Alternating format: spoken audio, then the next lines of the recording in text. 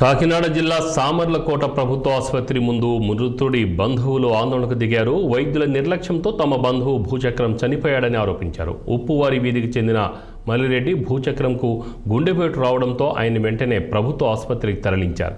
డ్యూటీలో ఉండవలసిన డాక్టర్ అందుబాటులో లేకపోవడంతో సిబ్బంది ఫోన్ చేసి పేషెంట్ పరిస్థితి తెలియజేశారు. డ్యూటీ డాక్టర్కు ఫోన్లో గుండెపోటు విషయం చెప్పడంతో ప్రాథమిక చికిత్స అందించాలంటూ వారికి వైద్యురాలు సూచించారు.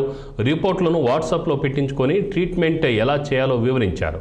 తెలిసి తెలియకుండా సిబ్బంది చేసిన చికిత్సతో పేషెంట్ పరిస్థితి విషమించింది.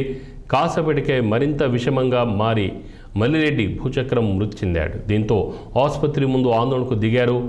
విధుల్లో నిర్లక్ష్యం వహించిన వైద్యురాలపై చర్యలు తీసుకోవాలని బాధిత బంధువులు డిమాండ్ చేశారు.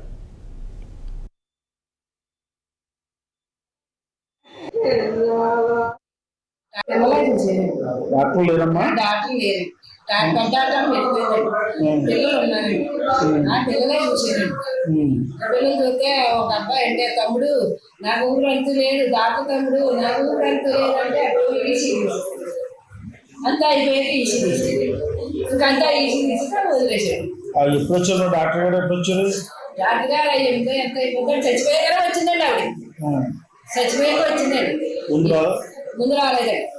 ఫోన్ చేసినా మేము వచ్చిందండి. ఆవిడ వెళ్ళిపోతుందంటే అయినా సరే రాలేదండి. గుంట్లో మా మనిషి చూసారండి. మేము ఆ టైం తీసుకొచ్చామండి. డాక్టర్ అందుబాటులో లేరు. మీరు వచ్చిన డాక్టర్ అందుబాటులో లేరు. లేరండి. వచ్చిన గంగమ్మ కూడా చెక్ చేయలేదండి. నా మొగుడు పెద్దవాళ్ళు ఏం కాదండి బాబోయ్.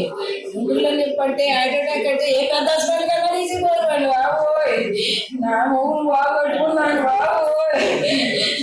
అదే